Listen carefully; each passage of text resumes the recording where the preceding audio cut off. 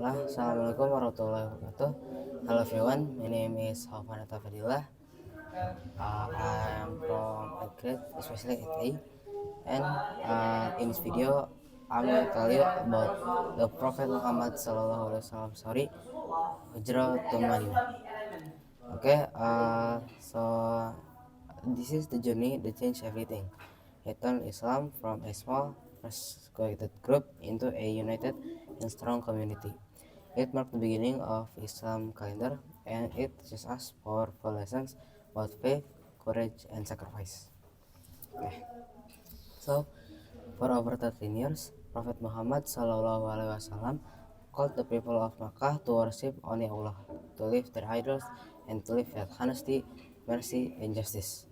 Some people listened and became Muslim, but most of the Quraysh rejected the message.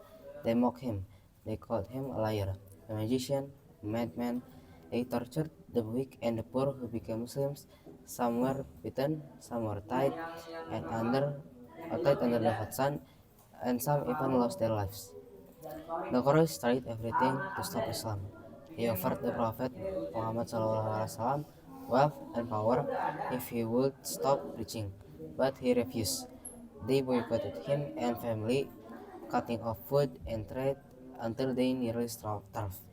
Yet the Prophet Muhammad SAW stayed patient and strong. While Makkah rejected him, something amazing was happening in a city called Yathrib, about 400 kilometers to the north. During the Hajj seasons, people from Yathrib heard the Prophet's message. They accepted Islam and returned to their city to spread and the teachings. Soon, many people in Yathrib believed in Islam. They were tired of tribal fighting in their city and wanted peace. So they invited the Prophet Muhammad SAW to come to their city as the leader and peacemaker. They promised to protect him like they protect their own families. Allah gave permissions for the Muslim to migrate. Small groups of Muslims began secretly leaving Makkah to go to Yathrib. Quraysh became very worried. They feared the Prophet would escape and become stronger. The Quraysh leaders held a secret meeting. They decided the only way to stop Islam was to kill Muhammad. They planned to take one strong young man from each tribe and attack him together at night. That way, a single tribe would be blamed, and the Prophet's tribe, Bani Hashim, would not be able to fight back. But Allah revealed their evil plan to the Prophet Muhammad. That night, he asked his cousin, Ali bin Abi Thalib, to sleep in his bed, wrapped in his blanket. This would trick the assassins outside his house. And while the Prophet Muhammad quietly left his home, as he walked by the men waiting to kill him, he recited verses from Surah Yasin. Allah blinded their eyes so they could not see him. When morning came, they rushed into his room, but only found Ali, safe and smiling. The Prophet went to Abu Bakr's house to begin their journey. Abu Bakr was overjoyed to be chosen as his companion. They both left Makkah and traveled to south instead of north to avoid being followed and went to the same road as the people who chased them. They hid in this small cave called Tor. The Quraysh were furious when they discovered the Prophet had escaped. They sent out search parties everywhere. At one point, the pursuers came right to the entrance of the cave. Abu Bakr whispered in fear, "O Messenger of Allah, if they just look down at their feet, they will see us." But the Prophet Muhammad answered calmly, "Do not be sad, indeed Allah is with us." At that moment, Allah protected them with miracles. A spider spun a web across the cave's entrance, and a dove laid eggs nearby. When the Quraysh saw this, they said, "No one could have entered here," and they left. They stayed in the cave for 3 nights. Abu Bakr's daughter, Asma, secretly brought them food. His son Abdullah came at night to give news about Quraysh movements. Their servants took care of the camels. All of them worked quietly and bravely to protect the Prophet's mission.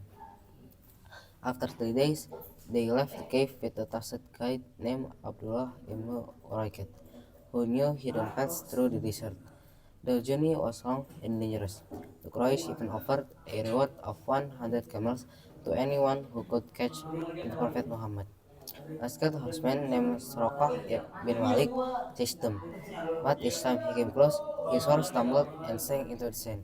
Realizing this was Allah's protection, Suraqah promised not to harm them. The Prophet Muhammad even told him that one day he would wear the bracelets of the Persian king, a prophecy that later came true. At night they rest and traveled in the cool air. In the day they hid from the sun of anyone who might report them to the Quraysh. Finally, after more than a week of travel, they reached the outskirts of Yathrib.